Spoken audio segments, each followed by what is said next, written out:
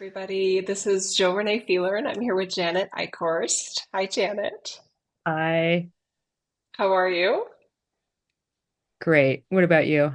Good. I'm excited for number 14 here. Me too. So, you guys, the topic that we're led to share on is humor and lightheartedness in deep spiritual concepts. Mm. Let's take a breath with that because I'm hoping we're laughing a lot, and this might be a little bit, I don't want to say sneaky, but there might be some hidden energetics in this, and I want to prime us to receive all of them. So I'm gonna invite everybody to take a couple nice deep breaths here. And bring all of you in, even the funny parts. Bring your Yes. bring your funny I parts would, in. I have a couple words to share on this next breath. Let's do breath two if you haven't already.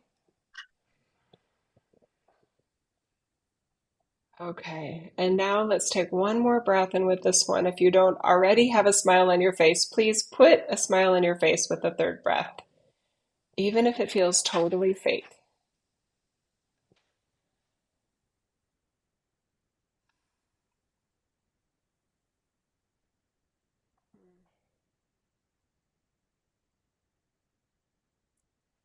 Feel a message coming up, Janet. Can I share first? Is that okay? Yes, the energetics are so powerful. They're Please share. amazing.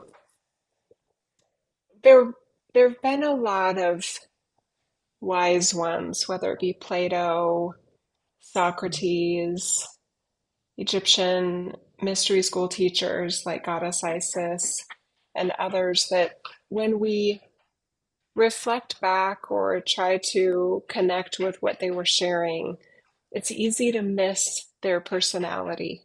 It's easy for a present day teacher to interpret as because it was so important, it had to be serious, meaning it had to not be smiley, not be funny, not be playful.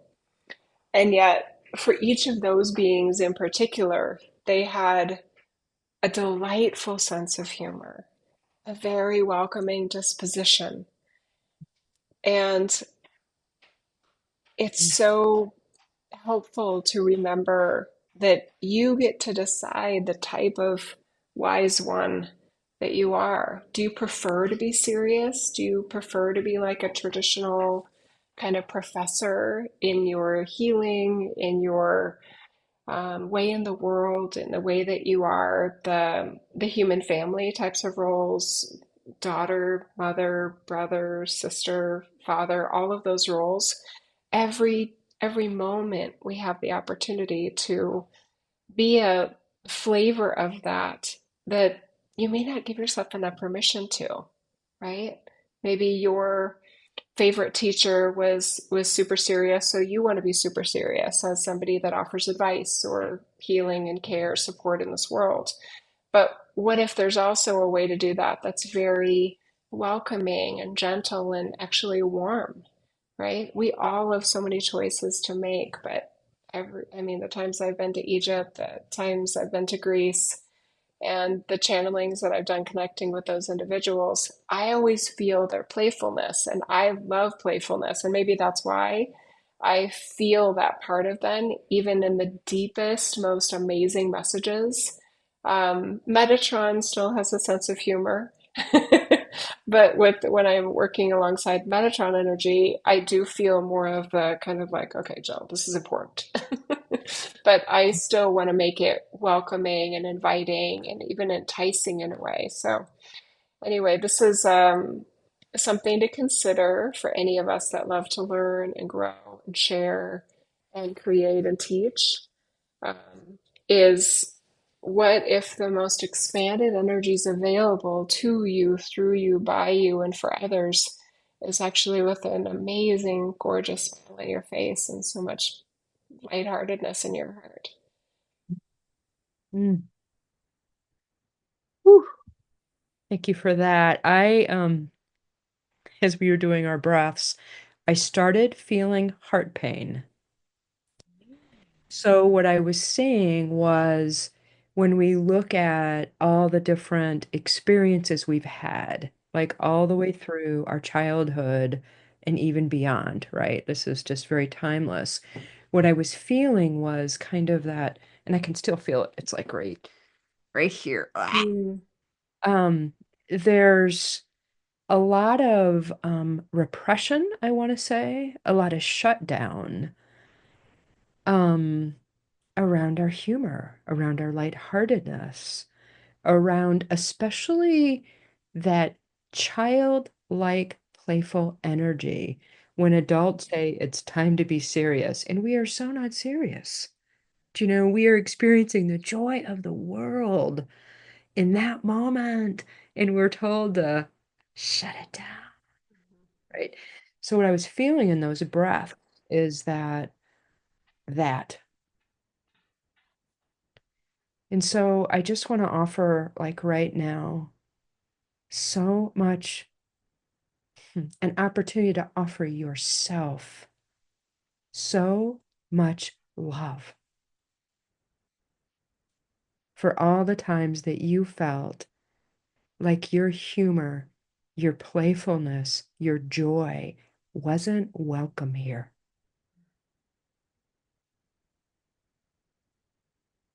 And just see if you can breathe a little bit into that heart space for yourself. Ooh, wow, there's some really beautiful energetics here available. And just kind of let them descend, descend into you, right? Really, oh, it's different for everybody. I could start calling them out, but there's a lot of different energetics and it's customized for what would be helpful to you to kind of loosen up any of those parts of yourself that you thought weren't welcome here.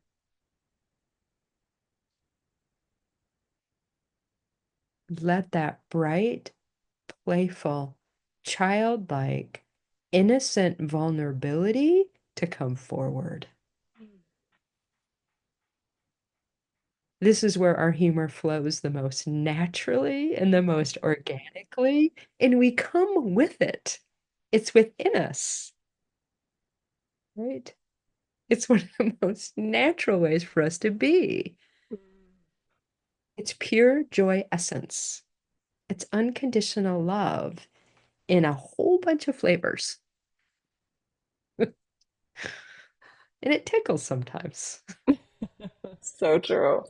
I love the spectrum of that too, right? That some of us are more joyful and jovial and giggling and smiling and I mean one of my kids even is far more serious and came very serious. The first time V laughed at like 13 months old. It took 13 months for us to go, what is that noise? And they were cracking up at our German Shepherd at the time, just racing in circles, just had major zoomies in the house. And V just had uncontrollable laughter. And I remember Jeff and I just going, okay, this is another, tends to be serious, and that's fine, right? So there is a spectrum to this. But what I'm really curious about this idea that learning can happen more naturally and maybe more pleasantly when we are offering ourselves, even, or for a teacher, students, this environment of joy and smiling and those sorts of things. I mean, even spiritual teaching, right? I don't have a lot of church type memories growing up at Sunday school, the congregational church that we went to on major holidays. It was a very joyless place. It was very serious. I never remember hearing laughter down the hallways of the Sunday school wing. It was very, it's just somber almost, and that's so sad. I heard music, but that sort of had a repressed kind of joy to it. Um, it's so interesting why, it doesn't need to be that way. So for any of you that feel that way, whether it was math class or some, category of learning that wasn't as fun for you, or maybe it was very difficult, rewrite your history right now. That what if you would have maybe done better in a harder subject had there been laughter and playfulness and a sense of humor by the one that was teaching it to you, right? We can rewrite our codes now to be more prone to learn while laughing. Basically, even in the most supposedly serious topics like spirituality. Why does spirituality have to be serious? To me, the Holy Spirit is filled with joy and exuberance and playful wisdom, not the type that hits you over the head, the type that bubbles up inside and you go, oh my God, how did I not get that? Like, that's funny, right? Yeah. It's life tends to be very funny when I'm that unattached. And I know even in some of the retreats I've led, I mean, I've challenged my own version of that because this laughter will just come bubbling out of me and it's uncontrollable and I can't stop. And part of me is like, that's too much. That's too much. Like people can't handle it, because it's spiritual. And so I have to laugh at myself that way because that's funny, because that's not within my, That it's not cracks me within up. That my, whole idea cracks me up. I literally, that was earlier on in the podcast, and I received a YouTube comment, and it was, so this was like 2010, probably 2011. I can't listen to you. You're too smiley and you laugh too much. And I just felt, well, okay then. And so I felt Metatron say, well, okay then. And I just thought, I mean, part of me wanted to make a joke out of it. And part of me is like, you know what? I'm probably not for you then. If that's what you want, I'm sad because I feel like I have a lot to offer you. But if Mm. that's your criteria for somebody that's deep and wise and connected, is a more puritanical kind of version of this, then no, I'm not your teacher. And I wanted to just bring up dry humor. Oh, I Like, love dry well, humor. some people don't, they're not bubbly laughy, but they are Yes. some of the funniest people and how they hold that. I almost spit. I was just like, um, how people are able to hold that level when I'm just like dying inside, I know. It's like, oh, I have that side too. And it's funny because it comes up in real estate sometimes. I'll just go, huh. You know what I mean? Like, I don't know, whatever. And I'm always curious if the clients get it and they look at me like, wait, what did you just say? Oh, nothing. Sometimes I'll say it again, but um, yeah, I feel like we can actually get to know each other really well by our individual source and kind of version of humor. That's a mm, huge personality trait, and it doesn't have to be one thing. mhm, That would be actually for people that are like wanting to meet new friends or in the in the dating world. When's the last time you laughed really hard, and what was it? mm, If they can't remember, then they're a very serious person, right? Probably, right? Or they're in a serious rut. Um, I don't know. There's something revealing about each of us there. I love to laugh. I love to be playful. And Jeff is quite serious, my husband, and my eldest, like I said, is quite serious. She's 22. So I'm normally like their comedic relief in a way. If maybe it's not relief. Maybe I'm comedic annoyance. They're just like, oh, just making laugh. She's laughing again at something. I feel alive when I'm laughing and smiling. I do. yeah. Yeah. There's a freedom with that that's kind of just Mm. inbuilt in, and you can't help it. And yeah, it's thank God for laughter is what I say. I mean, Oh my really, gosh. And I it's can't so even. healing. It's so healing. Sorry, I interrupted you. Go ahead. It's so healing.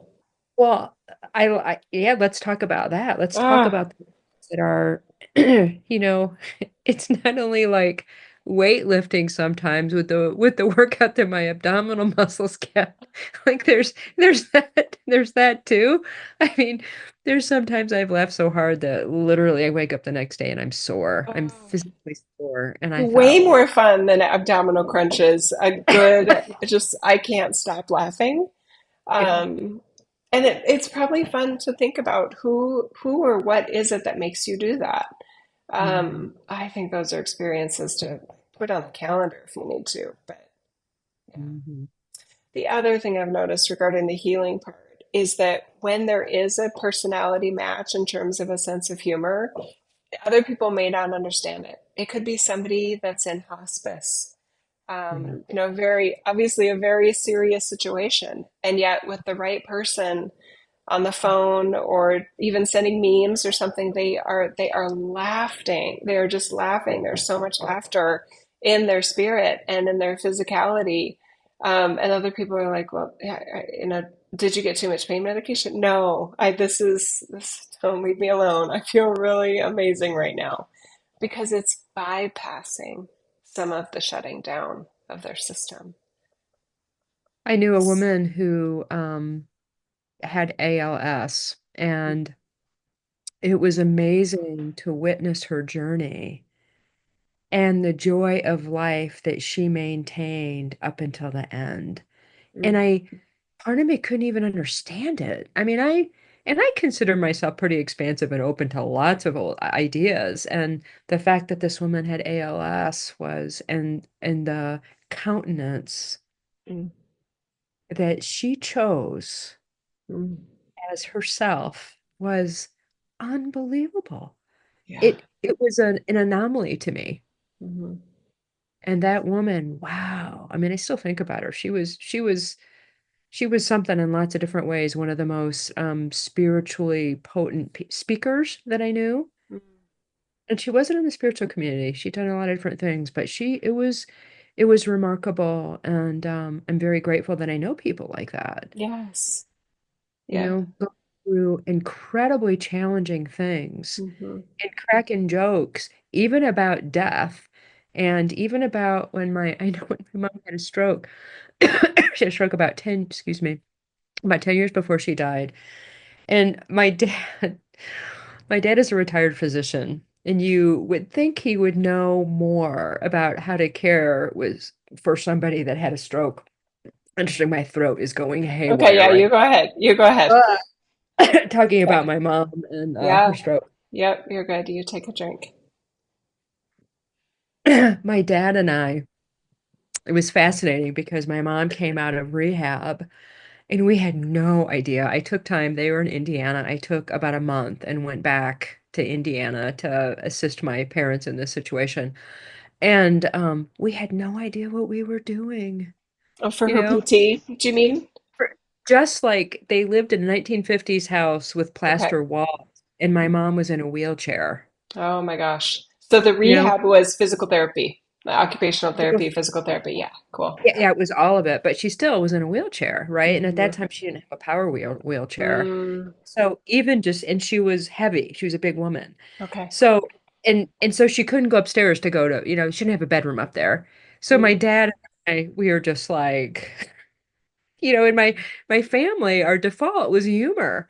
Like we would yes. just be like, and all of a sudden we would just look at each other and we just start cracking up because we're like, we have no idea what we're doing.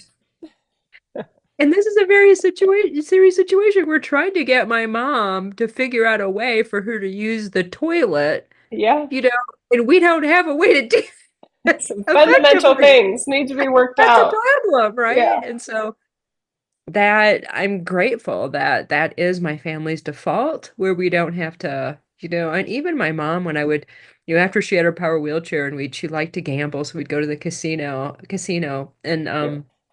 so I would assist her, when she had to use the restroom. And, it was pretty funny. I'm glad there weren't any major accidents or we didn't have to call the fire department or something to help get her up. And she would start laughing so hard she would almost couldn't stand up. And she's like, "Stop making me laugh." And I'm like, "I can't help it," right? Like it was just, Oh, good. oh, it was hysterical because we didn't Mm, know what we were doing. hmm. Oh, And just it was funny. that's so what you just said right there. Thank you so much. I love stories and personal experience stories. I just feel like they're so revealing about each other, and it's such a great thing. Um, we didn't know what we were doing, and it was hilarious, right? I mean, just think about that. What if in our spiritual journeying, right? What if our human living, there are so many instances where we don't know what we're doing? What if that can be a prompt for laughter versus panic or Mhm. some ego based, well, I better pretend to know. I got to take this seriously. There's something I don't know. Oh, honey, there's a lot we don't know. Like, that's part of the journey here. So if your sense of confidence and willingness to laugh is based on knowing things and pretending that you're going to know everything, that's a problem right there, right? Teachers that can't laugh, I mean, I'll get what I can. I'm not going to fire them or something, but I'm always just like, okay, I'll do what I can. But my favorite teachers are the ones that laugh, even if it's some mathematical proof, right? Or econometric analysis, and they said something wrong, and then they kind of go, huh, hang on a minute, let me just reverse that and fix that. I love that because we're all laughing with them. And it's not necessarily at their expense, and it's definitely not at our expense. It's Mhm. an invitation to lighten up Mhm. about the most serious things. Mhm. And then I also heard you say earlier about laughing, like even at death. And there's a part of me wanting to say, how about especially at death? Mhm. That we would laugh our way through death. That would be that would be a little unusual, right? I love to try on my day to depart and take the off ramp from this reality. I hope I'm laughing. I hope there's Mhm. at least a part of me that's going, let's see what happens next. Let's see if we're right about everything we think we Mhm. know about this process. Let's do it. Here we go. Right? I don't want to be afraid. I don't want to be nervous. I certainly don't want to be panicked, right? All of those are states of energetic contraction. And we are energetically contracted. We are almost like not allowing soulfulness and source and God into Mhm. our energy field, and that's Mhm. not ideal. Mhm. I just keep thinking as we're talking about a twinkle in the eye, how that's really a form of just delightful playfulness and humor. And people don't get it always. I mean, sometimes Mhm. if I'm out in situations and I'll just hold that twinkle, and I don't know if they feel it or not, but I am. Yeah. And it's just, it's like, oh, yes. And almost mischievous, right? Like, let's just challenge Mhm. the status quo a bit or maybe a lot here with that level of mischievousness. You know, let's see if we can do that and It's just outwit which we go. outward Watiko, definitely outward Watiko, right? That I love that you said the sparkle in the eye thing. I'm all about. I love twinkly eyes. That's one of the things I fell in love with my husband. Is his eyes are twinkly, and he's the type of person that does tend to be a bit more serious. We got to work hard. We got to do the right things, kind of guy. And I see that twinkle, and I'm like, oh, there's some potential playfulness in there. I'm gonna go for it, right? So there's part of it that's like a challenge for me to make him laugh, and I Oh. still love that. I mean, 30 plus years later, I still love to make him laugh, even when he's trying to be all buttoned up and serious. It's even like more that I want to make him giggle and go, "You, Jill, Renee," and he'll just kind of giggle, but he can't hold in the smile and he can't hold in the laugh, and that's my favorite version of him. Mm, mm. There's so much God consciousness in that. Yeah. I mean, that unconditional love at its best, Hmm.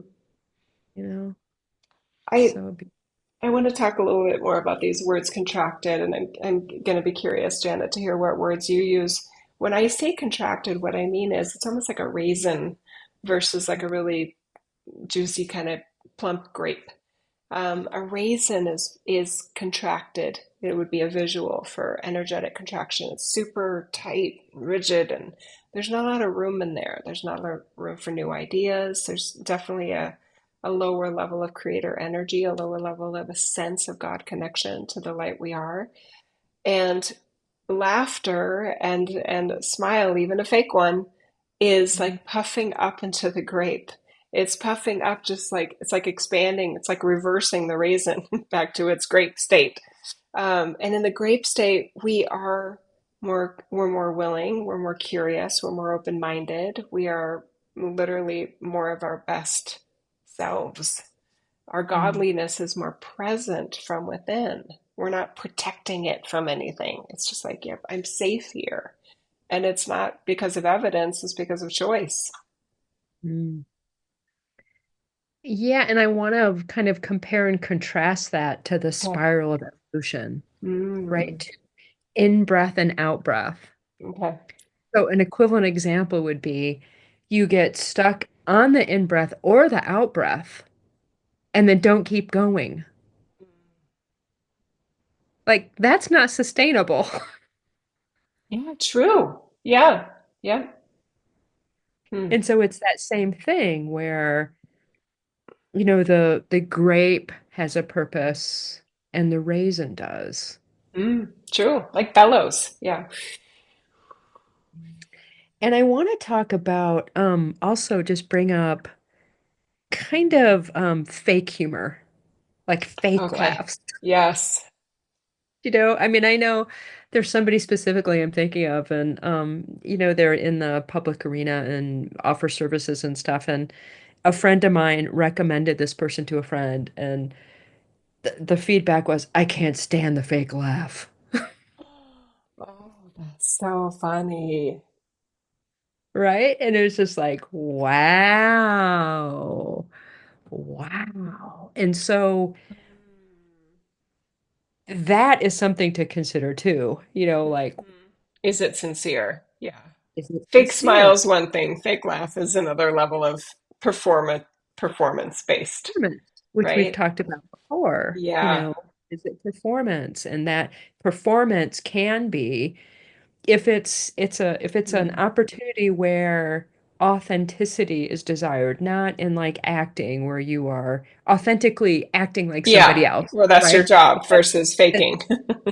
that's different, right? But in a Mm. situation where you're with somebody and you, Mm. well, the most natural state would be authenticity, you Mm-hmm. know, and if it's not, that's always good to notice, right? Because that can be Yes. body, it can be, there's a lot of different things in that, right? And so that, and I also want to say there's somebody too that I've listened to, and sometimes they'll say they want people to be happy, and in that moment I'm not happy. Mm. And I say I have a big fat internal no. Like I am gonna honor my spiral of creation. Yes. It's not that I don't have some I mean, the authentic joy within me, like that is so real and so Mhm. on, Yeah. right? So even when I'm processing something, like that's foundational underneath all of it. And Yeah. half the time I'm tapped into it at the same time, right? And it's even showing on my face, even though I'm doing other things, right? But I just feel like I am not gonna miss this moment in my process Hmm. where I'm feeling this other thing. So I appreciate the invitation to perhaps shift the energetics, right? To check out if I'm stuck, but I'm not going to not finish where I'm at and let that have its completion because I want to. And that can happen very quickly. And sometimes it's not. And so, that's a real honorance and respect Hmm. that I can have for my fellow humans. And, Hmm. and even, but I can't. I mean, I laugh thinking about this because there's been situations that are serious, and part of me is thinking, and then I'll crack it. I'll not mean to, but I say something that it breaks the ice on some level because I'll recognize something that people aren't necessarily seeing, like they're attached to their seriousness, or they're attached to this, and I'll say something, and then everybody just kind of goes, "Oh yeah, you're right," because I Right? more of a realistic, like, oh, that sucks, doesn't it? Like whatever it is, like an observational moment, where I'm not disrespecting, I'm just noticing something that's operational, and then it gets really funny because it's ridiculous. This is, and think of, I'm resonating so much with what you're saying because it's, again, going back to the kind of the church and the schoolroom kind of setting, there have been a lot of places where we were not allowed to laugh. And so you did that in the opening kind of the ceremony and connection exercise was where were you, what parts of you were not allowed to laugh? We're serious now. We need to be more serious. Um, we'll get in trouble, literally, for laughing. But how many of us have been in situations, especially those of us that are quick to laughter, let's just say, where we laughed at inappropriate times? Maybe our parents were mad at us if we were kids, or we were supposed to be serious and it was a test. And, we looked at our friend or whatever and they were just like making a goofy face and it just cracked us up and we got in trouble you know, oh my God, laughing in church, laughing at a funeral as an adult. I just thought of it was my father-in-law. And he Mm. was such a serious guy, but he had funny little words he would say with his inner circle. So instead of banana, he would say nanners. Want a nanner? And a kind of a cute, almost like childlike voice. And we're sitting at his funeral. I was pregnant with Georgia, our second child. Well along, like 7 months pregnant. I'm just in this maternity dress trying to look cute, not that it mattered, but I'm sitting there with the rest of the family and I just get the giggles. And I was like, oh, fudge, like this is not the time, not the place. I mean, this is a very traditional funeral. And I can't remember how I handled it. I think I was because I was thinking of him saying nanner and he just made me laugh and it's not my fault. Um, and I didn't feel like I was in a position, I definitely wasn't speaking, or I would have said, I just feel like Carl wants us all to laugh right now. I want people laughing at whatever services are done for me. And I like laughter in those moments because I feel like it helps us, again, feel their presence. When we're in a reason, we can't feel it as well. Fake Mhm. laughter is interesting because if it prompts real laughter, then, I don't know.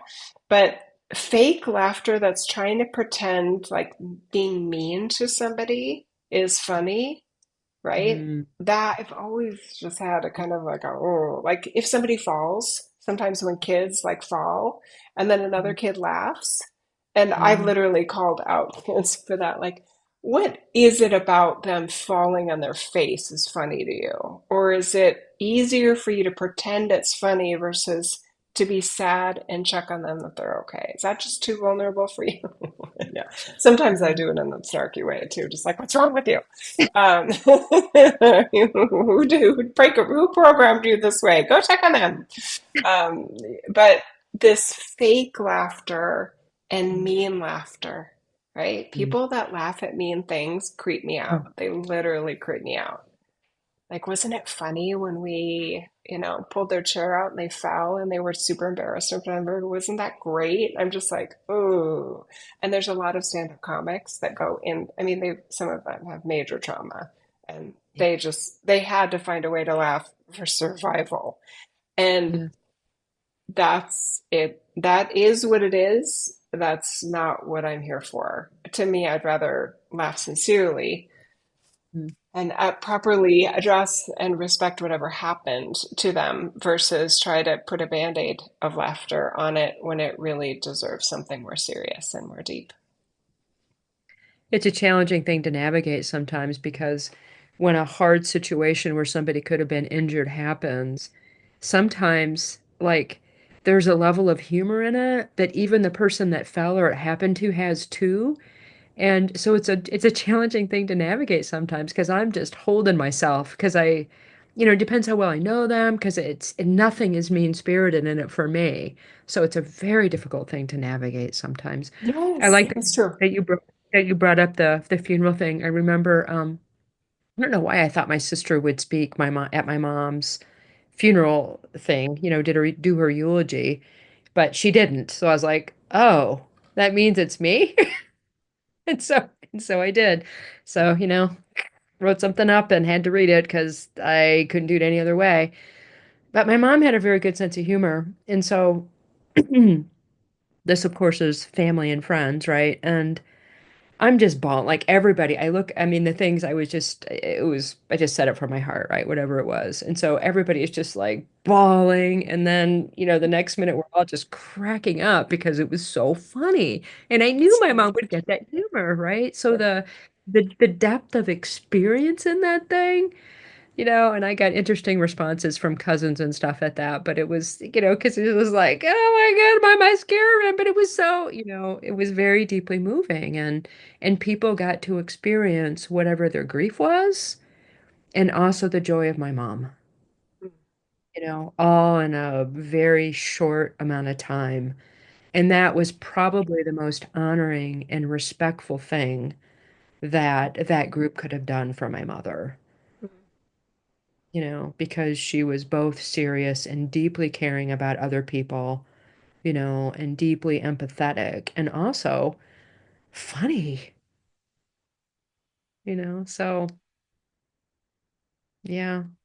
That's so good. Oh my gosh. We really touched on a lot of different things, Janet, that for those Yeah. that love to laugh, invite yourself maybe into more moments of laughter. And sometimes that takes some more planning and strategic if we're going through something serious, maybe making room for laughter.